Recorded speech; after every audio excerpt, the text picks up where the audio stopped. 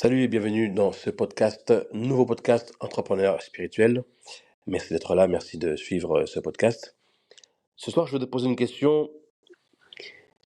Et qu'est-ce qui se passerait si tu éteignais ton téléphone portable pendant 90 jours? Qu'est-ce qui se passerait si tu n'avais plus accès à tes mails professionnels pendant 90 jours? Qu'est-ce qui se passerait si tu étais déconnecté de ta boîte? Je te pose la question, j'en ai déjà reparlé. euh, je rejoins ceux qui disent qu'effectivement, si tu ne peux pas éteindre ton téléphone pendant 90 jours, eh bien, c'est pas la catégorie d'entrepreneur qui pourra être, qu'on pourrait catégoriser dans investisseur ou qui est capable de faire, de créer des systèmes ou de faire en sorte que l'argent travaille pour lui. Puisque si tu ne peux pas l'éteindre pendant 90 jours, eh bien, tu dépends de, ta boîte dépend de toi, tu es le capital de ta boîte. Alors, je te repose la question, est-ce que tu peux aujourd'hui éteindre ton téléphone pendant 90 jours? Et si tu le faisais, imaginons que tu me dises non, il n'y a pas de problème. Euh, Tu peux y travailler si réellement ton souhait, ton désir, c'est d'être un entrepreneur libre, un entrepreneur qui crée des systèmes qui travaillent sans lui. Autrement dit, l'argent qui travaille pour toi. Autrement dit, qui pour moi euh, la véritable mission de l'argent en fait, c'est qu'il puisse se reproduire et non pas toi travailler pour lui. Alors, si tu n'étais pas capable, si tu n'es pas capable de le faire, imagine que tu le fasses. Quelles seraient les premières questions qui viendront à ton esprit? Quelles seraient les premières inquiétudes? Combien de temps tu tiendrais avant de commencer à te poser des questions? Qu'est-ce qu'ils font? Comment ça se passe? Et si? Est-ce que tu pourrais énumérer sur une feuille les premières questions qui viendraient à ton esprit, tes premières préoccupations? Euh, de quel ordre elles sont? Est-ce que c'est au niveau de l'argent? Est-ce que au niveau de la clientèle? Est-ce que c'est au niveau des commandes? Est-ce que ça a à voir avec le fait que tu doutes des décisions qu'ils prendraient en ton absence? Est-ce que, est-ce que peut-être la vision n'est pas claire?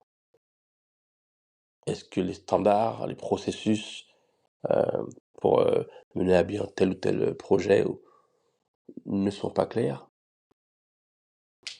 Et je trouve que c'est une opportunité super intéressante pour deux raisons. La première, c'est de voir où est-ce que sont tes peurs.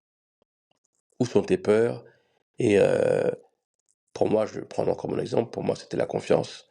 Est-ce qu'ils vont pouvoir gérer? Est-ce qu'ils vont savoir faire mieux que moi? Est-ce qu'ils sauront prendre des décisions que je prendrai?